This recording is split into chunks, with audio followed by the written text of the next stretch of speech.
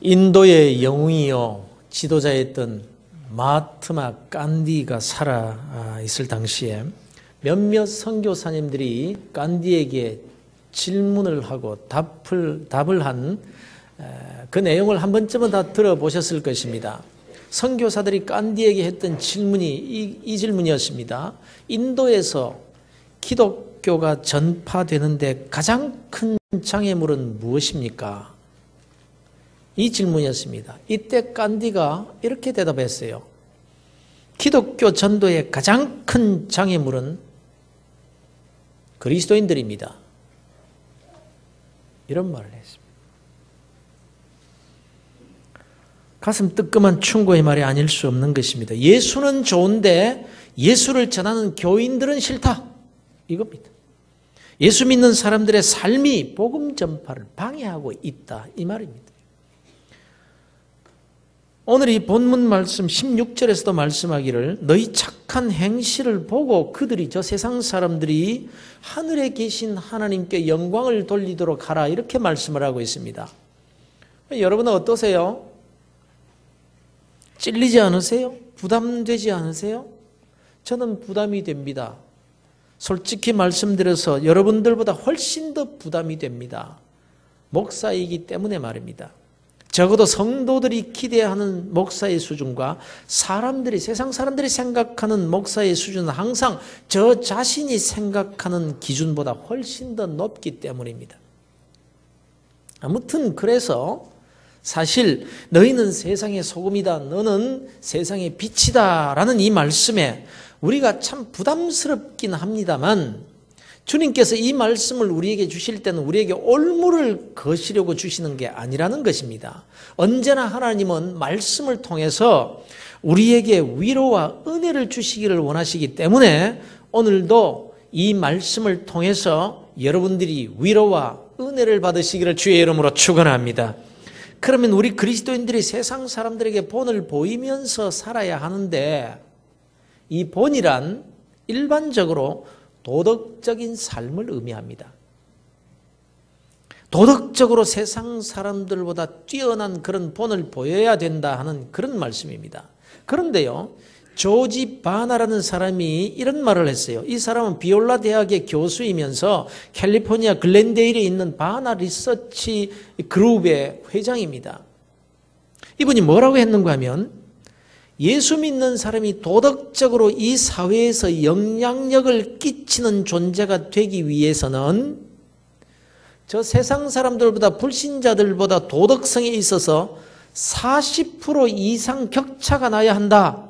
이런 말을 했습니다. 이게 무슨 말인가 하면 예컨대 저 세상 사람들이 일반적으로 정직하게 세금을 내는 사람이 10명 중에 2명 20%라고 한다면 오늘날 세상 사람들의 도덕 수준, 정직성의 정도가 이 정도라 이렇게 할 때 예수 믿는 사람은 10명 중에 정직하게 세금을 내는 사람이 10명 중에 몇 명이 되느냐? 적어도 6명, 7명은 돼야 된다. 그들이 2명일 때 예수 믿는 사람들은 6명, 7명 이상이 되어야 될 때 그 사회에서 영향을 끼칠 수가 있다. 이런 말을 한 거예요. 오늘날 세상 사람들의 도덕적 수준, 정직성의 정도가 우리 그리스도인들과의 그 정직성의 정도의 차이가 정말 40% 이상이 나고 있느냐 하는 점입니다. 그래야 세상 사람들이 욕을 하거나 비판하지 않을 것이라는 말인데 현실은 어떻습니까? 그들과 비슷해 가지고는 세상 사람들에게 영향을 끼치지 못하는 정도가 아니라 오히려 비판의 대상이 될 수밖에 없다라는 것입니다. 일반적으로 유교적 문화의 바탕을 둔 나라는요, 도덕심에 대해서 굉장히 강조를 많이 합니다. 예의를 강조하고 사람의 됨됨이가 바로 돼야 한다라는 것을 아주 잘 가르치는 그런 문화가 유교 문화입니다. 우리나라가 유교 문화입니다. 그러면 우리의 삶이 아주 도덕적이어야 할 것 같은데 아니에요. 실상 그 삶이 도덕적으로 윤리적으로 문제가 더 많습니다. 왜 그러냐? 도덕 윤리를 강조하긴 하지만 그 도덕의 기준이 상대적이기 때문에 그렇습니다. 도덕 윤리를 강조하지 않아도 그 문화 바탕이 기독교적 청교도 정신이 자리를 잡고 있는 나라는 도덕성을 따로 강조하지 않아도 훨씬 더 뛰어납니다. 왜냐하면 그 기준이 절대적인 하나님의 말씀이기 때문에 그렇습니다. 시대가 변해도 환경이 바뀌어도 정권이 바뀌고 사람이 바뀌어도 절대로 조금도 바뀌지 않는 하나님의 말씀, 그 절대적인 말씀이 기준이 되어 있기 때문에 그런 것입니다. 그래서 잘 비교해 보세요. 뭐 공공장소에서 줄을 서는 일이나 교통 질서를 지키는 것이나 예의를 지키는 것에 있어서 근본적으로 다릅니다. 뿌리가 달라요. 저의 외삼촌 집안이 오래전에 미국으로 이민을 갔는데요. 처음 그 나라에 가서 겪은 문화적인 차이점에 대한 경험담을 들은 적이 있습니다. 그 사회의 도덕적인 수준이 어떤가에 대해서 예를 드는데요. 이분이 집을 샀습니다. 그리고 정원에다가 나무 10그루를 사서 심었어요. 나무를 사다가 정원에 심었는데 잘 자랍니다. 그러다가 근 2년이 지났는데 그 나무 가운데 2그루가 말라 죽은 거예요.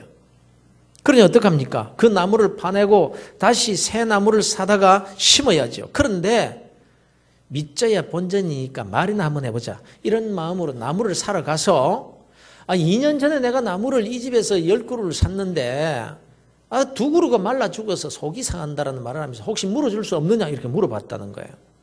그랬더니 영수증이 있느냐고 묻더래요. 있다고. 그래서 영수증을 보여줬더니 그 번호를 컴퓨터에 입력을 하고 탁탁 쳐보더니 몇 월 며칠 나무 10그루 얼마에 팔았다라는 내용이 나오더랍니다. 그걸 딱 보더니 오케이. 그러면서 2그루 나무값을 그 자리에서 현금으로 바로 내주더라는 거예요. 나무가 죽었는지 살았는지 확인도 안 해보고 말입니다. 이거 도저히 그 당시 한국적인 상황에서는 상상을 못할 일이라 어안이 벙벙해서 돈을 받아가지고 나오면서 야, 이 사회가 이런 곳이구나. 여기 이런 곳이구나. 이걸 느꼈다는 거예요. 그런데 또 한 번은 어떤 가게에서 꽤 비싼 물건을 샀는데 집에 와서 보니까 하나가 더 왔더래요. 비싼 물건이다 보니까 욕심도 났지만 이분이 교회의 집사님이요. 또 한국인으로서의 긍지를 가지고 그걸 가지고 당당하게 가게로 갔더랍니다. 내가 물건을 샀는데 이 비싼 물건 하나가 더 따라왔더라고. 그래서 내가 당장 가져왔노라고 아주 자부심을 가지고 가서 내어놓았더라는 거지. 그랬더니 그 주인이 또 오케이? 그럼 그냥 받아놓더래요. 또 멍해지더라는 겁니다. 아니 감사하다는 말을 왜 안 하느냐는 거예요. 야, 동양 사람, 그것도 한국 사람 이제 보니까 정말 정직하구나. 이렇게 감동을 하면서 땡큐를 연발해야 될 거 아니냐라는 겁니다. 어떻게 이 비싼 물건을 다시 돌려주는데도 어떻게 감사하다는 말도 안 하냐는 거예요. 기분이 팍 상한 거죠. 그런데 세월이 지나고 나서야 이해가 되더라는 거예요. 그거는 감사의 조건이나 감사의 내용이 아니라는 것입니다. 그건 당연히 돌려줘야 될 물건일 뿐이고 그 당연한 일을 한 데 대해서 감동받을 이유가 전혀 없다고 생각하더라는 거예요. 문화 바탕 자체가. 우리는 할렘가의 깡패 같은 그런 흑인 폭도들만 생각하기 쉽습니다만 그 나라의 근본 정신 문화가 청교도 문화예요. 그러니까 우리와는 이 문화적인 근본적인 차이가 많이 있다는 것입니다. 아무튼 우리 그리스도인들이 참 많이 반성을 해야 합니다. 우리가 그리스도인으로서의 세상 사람들에게 영향을 끼치려면요, 이 도덕적인 삶의 질을 높여야 되는 거예요. 이제 여기에서 우리는 본문을 살펴보기를 원합니다. 너희는 세상의 소금이니 너희는 세상의 빛이라. 주님께서 우리의 수준을 참 높이도 보십니다. 소금이 되라는 것이 아니고 이미 소금이요. 세상의 빛이 되라는 것이 아니라 이미 빛이 되어 있다라고 말씀하시니 말입니다. 그래서 모든 그리스도인은 이미 소금이 빛이 되어 있다라는 거예요. 그러나 우리의 삶을 보면은 세상의 소금이나 빛과 같은 삶을 산다고 하기에는 너무 부끄럽습니다. 그럼에도 불구하고 주님께서 저와 여러분을 향해서 소금이라 빛이라 하시니 분명한 것은 내가 그렇게 살고 있지 못하다라고 할지라도 소금인 것이 분명하고 빛의 삶은 살지 못한다고 해도 이미 빛이 되어 있다라는 것이 분명한 거예요. 왜냐하면 주님께서 그렇게 불러주시고 계시고 주님께서 그렇게 인정해주고 계시기 때문에 그렇습니다. 다만 우리가 그렇게 살지 못하는 모습을 가리켜서 소금은 소금인데 맛을 내지 못하고 있을 뿐이요, 빛은 빛인데 비추이지 못하고 상자 속에다가 가두어 두는 것 같은 그런 삶을 살 뿐이라는 것입니다. 그러니 맛을 내면 된다라는 것이요, 또 상자 속에서 빛을 끄집어내어서 밝히기만 하면 된다라는 그런 뜻입니다. 사랑하는 성도 여러분, 이 시간 하나님의 말씀이 선포되고 있습니다. 주님께서 너는 세상의 소금이라고 하셨으니까 아멘으로 받으시기를 바랍니다. 다만 맛을 좀 내지 못하고 있을 뿐입니다. 주님께서 너는 세상의 빛이라 하셨으니 빛인 줄로 믿으시기를 바랍니다. 지금 빛의 삶을 살지는 못하고 있지만 그러나 근본 빛이기 때문에 언제든지 어두움을 비출 수 있는 빛으로 나올 수 있음을 말씀하고 있는 것입니다. 주님께서 이렇게 말씀하십니다. 너희는 세상의 소금이니 소금이 만일 그 맛을 잃으면 무엇으로 짜게 하리요? 후에는 아무 쓸데없어 다만 밖에 버려져 사람에게 밟힐 뿐이니라. 소금은 소금이로되 맛을 내지 못하는 소금은 밖에 버리게 되고 사람들에게 밟히게 된다라고 말씀하고 있습니다. 아무튼 저와 여러분은 사람들에게 밟히는 소금이 되지 말고 소금의 역할을 제대로 하는 그런 그리스도인들 되시기를 주 예수 그리스도 이름으로 축원합니다. 그렇다면 여러분, 소금의 역할이라는 게 뭡니까? 소금이 만일 그 맛을 잃으면 무엇으로 짜게 하리요? 소금의 역할이 뭐냐? 짜게 하는 거죠. 그런데 이 짜게 한다라는 말씀의 뜻이 뭡니까? 맛을 낸다라는 의미입니다. 국에 소금을 넣을 때 왜 넣습니까? 짜게 하려고 넣습니까? 아닙니다. 많이 넣어서 짜게 되면 그 국을 버려야 됩니다. 맛을 내려고 넣는 거예요. 가끔 병원에 수술하고 누워 계신 분들을 이렇게 찾아서 가보면은 하소연하는 게 뭔가 하면 병원 밥을 못 먹겠다는 거예요. 그 이유는 의사가 짜게 먹지 말라, 싱겁게 먹어야 된다라는 엄명을 했기 때문에 병원에서 나오는 반찬이 간이 하나도 안 된 채로 나오는데 그래서 맛이 없어서 먹을 수가 없다. 이것이 제일 어렵다. 그런 말들을 해요. 여기도 경험이 있으신 분들 계실 거예요. 간이 제대로 되지 않는 맛없는 음식. 소금이 그 맛을 잃으면 무엇으로 짜게 하리요? 무엇으로 맛을 내리요? 이 말입니다. 짜게 한다는 말은 맛을 낸다는 뜻인 거예요.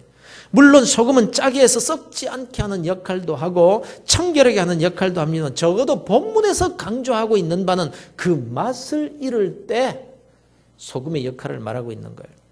주님께서 우리를 가르쳐서 너희는 소금이다. 이 말은 너희는 맛을 내는 사람들이다. 이 말씀인 거예요. 더 나아가서 너희는 이미 소금이기 때문에 맛을 낼 수 있는 존재라는 말입니다. 그럼에도 불구하고 또 한편으로는 소금은 소금이로되 맛을 내지 않는 소금으로도 살아갈 수 있다라는 말씀을 지금 하고 있는 것입니다. 성도 여러분, 여러분은 어디로 가든지 무엇을 하든지 맛을 내는 사람들이 되시기를 주의 이름으로 축원합니다. 성 프란체스코가 쓴 평화를 구하는 기도의 내용과 같이 여러분이 가면 다투다가도 서로 손을 잡게 하는 그런 소금이 되라는 거예요. 말 한마디가 싸움을 덧붙일 수도 있고 손을 잡게도 합니다. 바로 이때는 말이 소금인 거예요. 말이 소금. 그래서 너희 말을 항상 은혜 가운데서 소금으로 맛을 냄과 같이 하라. 이렇게 골로새서 4장 6절에서 말씀하고 있는 것입니다.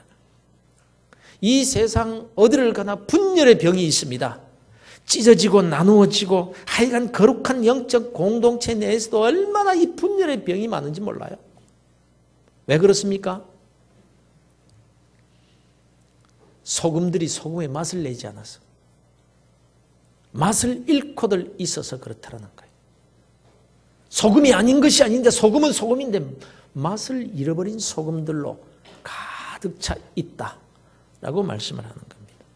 여러분, 주님께서 너는 맛을 내는 소금이라 그냥 소금이 아니라 맛을 내기 위해서 너를 소금으로 이 자리에 있게 하였느니라. 이렇게 말씀하십니다. 그러니 어디로 가든지 맛을 내는 삶을 살아야 되지 않겠습니까? 그런데 소금이요, 맛을 내려면 녹아야 합니다.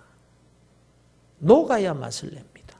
자신을 죽여야 녹을 수가 있고, 자신은 없어지고 말아야 맛을 낼 수가 있는 겁니다. 아이고, 어떻게 그렇게 살아요? 성자도 아닌데. 여러분, 이 말씀은 성자에게 주시는 말씀이 아니라 평범한 그리스도인들인 저와 여러분에게 주시는 말씀입니다. 우리가 이렇게 살 수 있기 때문에 주님께서 지금 이 말씀을 우리에게 주고 계신 거예요.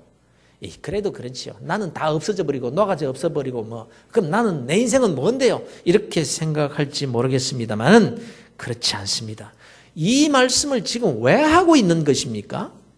소위 산상보훈 중에서 팔복에 관한 말씀을 하신 끝에 주시는 말씀이에요. 심령이 가난한 자가 복이 있다. 온유한 자가 복이 있다. 화평케 하는 자가 복이 있다. 이런 자가 받는 복이 바로 천국의 복, 위로의 복, 배부른 복, 긍휼히 여김을 받는 복, 또 하나님을 볼 수 있는 복, 하나님의 아들로 불려지게 되는 복, 천국을 소유하고 사는 복, 이 복에 대한 말씀을 하시면서 너는 소금이요 빛이니라. 그래서 맛을 내는 삶을 살면, 녹아서 맛을 내면 네가 이런 복을 받을 것이니라. 지금 이 말씀을 하고 있는 거예요. 녹아서 희생만 하고 없어져 버리는 삶이 아니라 그 반대라는 것입니다. 하나님께서 이런 자에게 은혜와 복을 주시겠다는 말씀이고, 이 땅에서 아름답고 복된 삶을 살 수 있는 비결이 바로 여기에 있다는 말씀을 하고 있는 겁니다. 그러니 여러분, 교회에서나 목장에서나 가정에서나 성도들의 모임에서 맛을 내는 소금이 되는 삶을 사시기를 바랍니다. 물론 녹는 아픔이 있을 겁니다. 나 자신을 녹여 없애는 일, 곧 자존심을 내려놓는 일이기에 힘들 것입니다. 그러나 여기에 복이 있다고 말씀하고 있는 거예요. 아니, 하나님께서 복을 주시겠다고 약속을 하고 있는 것입니다. 여러분, 구정 명절입니다. 친척들이 모일 것입니다. 부담되는 시댁 식구들이나 마음에 들지 않는 친척도 만나야 할 것입니다. 그러나 여러분, 피하지 마시기 바랍니다. 냉소적으로 대하지 마시기를 바랍니다. 소금으로 녹는 용기를 내셔야 됩니다. 어차피 우리는 소금입니다. 아니라고 해도 이미 신분이, 나의 정체성이 소금이 되어 있습니다. 예수를 믿는 순간 내가 아무리 부정해도 나는 소금이에요. 소금이에요. 그런데 문제는 우리가 소금인 내가 녹지 않으면 그냥 녹지 않은 소금으로 살게 되는 것이 아니라 저 바깥에 버리워져서, 길에 버리워져서 사람들에게 밟히게 된다는 거예요. 그냥 소금으로 남아있는 것이 아니라 우리 그리스도인들이 녹지 않는 소금으로 되어 있으면 그냥 소금이 되어서 사는 것이 아니라 길가에 버려져서 사람들에게 밟힌다는 거예요. 그래서 보십시오. 세상 사람들이 그렇게도 예수 믿는 사람들을 향해 욕을 하는 이유가 어디 있습니까? 아니, 자기들은 더 못 살면서도 그들은 소금이 아니거든요. 그러니 우리 그리스도인들은 억지로라도 녹아야 소금에 소금된 정체성, 그리스도인의 정체성을 발휘하며 살 수가 있게 되는 것입니다. 여러분, 맛을 내는 소금이 되어 보십시오. 잠시는 속이 상하고 손해같이 보일지 모르지만 하나님의 은혜와 축복이 여러분에게 주어지게 될 것입니다. 우리는 소금입니다. 이미 소금이에요. 그런 거로 우리가 생각만 바꾸고 마음만 바꾸고 태도만 바꾸면 이런 맛을 내는 삶을 살 수가 있다는 것입니다. 다만 잊고 있을 뿐이요, 시도를 하지 않을 뿐인 것입니다. 그래서 예수님이 너희는 소금이 되라 이렇게 말씀하시지 않고 너는 이미 소금이니까 맛을 내면서 살아야 된다 이렇게 말씀하는 거예요. 맛을 내지 않는 소금이면 사람들에게 밟힌다 이렇게 말씀하고 있는 거예요. 그리고 또 우리를 가리켜서 너희는 세상의 빛이라 이렇게 말씀하고 있습니다. 그런데 빛이 빛을 잃으면 어떻게 되느냐? 빛이 빛을 잃는 경우가 어떤 경우입니까? 물론 불이 꺼져버리면 빛을 잃게 되겠죠. 빛이 없어지죠. 그러나 주님은 우리 그리스도인들을 가리켜서 빛이라고 하셨습니다. 존재 자체가 빛이에요. 그래서 꺼지는 법은 없습니다. 언제나 등불이요 빛입니다. 그러나 그 빛을 말 아래에 두면 어떤 큰 묽은 밑이나 상자 속에다가 넣어두면 주위를 밝힐 수가 없게 됩니다. 그래서 등불을 켜서 등경 위에 두어야 된다라고 말씀하고 있는 거예요. 그러면 불을 그렇게 밝혀야 될 이유가 뭐라고 합니까? 무엇을 비추라는 말입니까? 16절입니다. 이같이 너희 빛이 사람 앞에 비치게 하여 그들로 너희 착한 행실을 보고 하늘에 계신 너희 아버지께 영광을 돌리게 하라. 이렇게 말씀하고 있습니다. 너희의 착한 행실을 볼 수 있도록 빛을 비추어서 너희 아버지께 하나님께 영광이 되도록 그렇게 비추라. 너희의 착한 행실을 볼 수 있도록 빛을 비추라. 이 말이고 또 그래서 그것이 하나님께 영광이 되니까 그 빛을 발하고 살아야 된다. 이 말씀을 하고 있는 거예요. 즉 우리들의 이 차별화된 윤리적인 삶을 세상 사람들이 볼 수 있도록 하라는 말이거든요. 여러분 이 점이 너무나 중요한 말씀인데요. 사실 우리 그리스도인들이 서로 이런 착한 행실에 대해서 서로 빛이 되어 줘야 되는 거예요. 칭찬해주고 격려해주고 선행을 찾아서 소개해주고 말입니다. 물론 우리가 착한 행실 정말 선하게 살고 도덕적 윤리적으로 뛰어난 삶을 나 자신이 사는 것이 중요합니다만 오늘 적어도 본문에서 말씀하시고 있는 것은 빛을 비추이는데 어디에 비추느냐 이것이 너무너무 중요한 거예요. 그런데 우리의 행실을 보고 세상 사람들이 하나님께 영광을 돌리게 되기는커녕 하나님의 얼굴에 먹칠을 하고 주님의 이름에 오물을 뿌리도록 하는 그런 빛으로 비추어서는 안 된다라는 것입니다.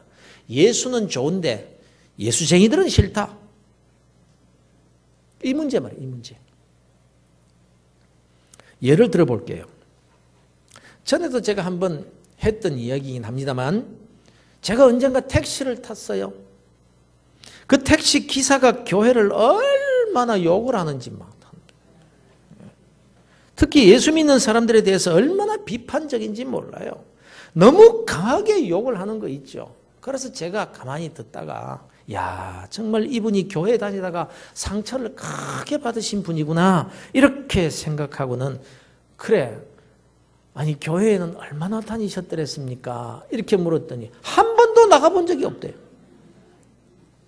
아니 그러면 교회에 나가보지도 않고 교회에 대해서 잘 아시지도 못하면서 그렇게 비판만 하시면 됩니까? 이렇게 말했더니 아니래요. 잘 안 돼요. 어떻게 아느냐? 내용인즉슨 이래요. 택시를 몰다 보니까 별의별 손님들이 다 타는데 하여간 뒷좌석에 교인 3명만 탔다 하면 교회에 대해서 다 알게 된대요. 교회가 어떻고 저떻고 목사는 어떻고 장로는 어떻고 어느 집사님이 누구하고 싸웠는데 돈을 떼먹어서 야단이 났고 전도회를 하는데 싸움이 벌어져서 누구누구는 지금도 말도 하지 않는다는 동. 그러니 이 기사가 한 번, 두 번도 아니고 교인들이 탔다 하면 교회 이야기를 하는데 좋지 않은 빛을 막 비추는 거예요. 들으면서 계속해서 마음에 새겨지는 게 뭐냐? 아, 교회는 가면 절대로 안 되는 곳이구나. 특히 여자들. 내 아내는 절대로 교회 못 나가게 한다. 교회 나간다 그러면 발모가지를 부러뜨려야 된다. 이렇게 결심을 했다. 결심을.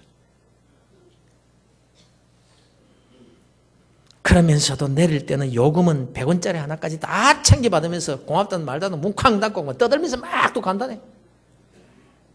이런 빛이 아닌 거예요.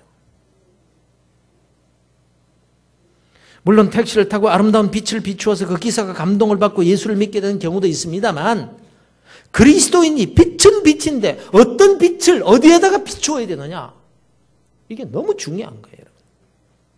여러분 우리가 신앙생활을 하면서도요. 다른 사람들의 좋은 점, 착한 점, 아름다운 삶을 비추는 사람이 되어야 되는 거예요. 여러분 그래서 다른 사람 비난하지 마세요. 잘못하는 사람이 있으면 그거 드러내려고 하지 말고 욕먹을 짓 하는 사람 교회 안에 다 많거든 있거든요. 그러나 그런 사람 욕하기 시작하면 한이 없는 거예요. 그런 사람이 계속 들어온다니까. 죄인이 들어온 곳이 교회라니까요. 그러니 한이 없는 거예요. 그걸 비판하려면 끝이 없는 거예요. 그걸 비난하고 또 욕한다고 해서 그 사람이 고집되기가 더합니다. 오히려 여러분이 빛이 되어서 그분의 약점을 비추는 것이 아니라 오히려 그분의 좋은 점, 장점을 찾아서 비추어주는 그런 빛이 되라는 거예요. 그래야 하나님의 영광이 되죠. 그러면요, 그 사람이 그런 빛을 자꾸 받게 되면요, 그분이 스스로 고치게 됩니다. 아니, 안 고치면 어떻습니까? 그냥 받아주기로 결심해버리면 되는 거란 말입니다. 그러면 그것이 하나님께 영광이 될 뿐만 아니라 내가 행복해지는 거예요. 해보세요. 내 마음에 즐거움이 생기고 삶에 보람이 느껴지고 점점 신앙생활하는 데 있어서 좋은 일이 생기게 되는 겁니다. 왜냐하면 주님께서 복을 주시기 때문에. 여러분, 이 명절에 허물이 있고 괘씸한 그런 친척들을 만나서도 그 못된 행실은 비추지 말고 그 가운데서 칭찬해 줄 만한 부분이 하나라도 있으면 빛을 집중적으로 거기에 비추어 주라는 거예요. 그렇게 해보라는 거예요. 그러면 팔복을 받게 될 것이랍니다. 사랑하는 성도 여러분, 소금과 빛의 삶을 살기로 결심해버리시길 바랍니다. 이것이 우리의 정체성이기 때문에 그런 거예요. 여러분, 무슨 성자라도 되어야 이렇게 살 수 있는 것이 아닙니다. 우리는 소금입니다. 빛입니다. 그래서 맛을 내면서 살기로 작정을 하시라는 거예요. 어디든지 가서 맛을 내리라. 이렇게 라이프 스타일을, 이 생활 태도를 바꾸라는 거예요. 여러분. 맛이 있으면요, 사람들이 모입니다. 식당을 보십시오. 비슷한 식당이 모여 있어도 와글와글 사람이 들끓는 그런 식당이 있습니다. 왜요? 맛이 있으니까. 맛을 내면서 사시면요, 세상이 달라집니다. 여러분 곁에 사람들이 모이게 됩니다. 사람만 모이냐뇨. 식당에 사람이 많이 모인다는 것은 사람만 오는 것이 아니라 돈이 따라오는 거예요. 맛을 내는 소금으로 사시면요, 은혜가 주어져요. 하나님께서 은혜와 복을 그에게 주신다는 말씀입니다. 세상에서 얻을 수 없는 평강의 복을 그가 받게 되는 것입니다.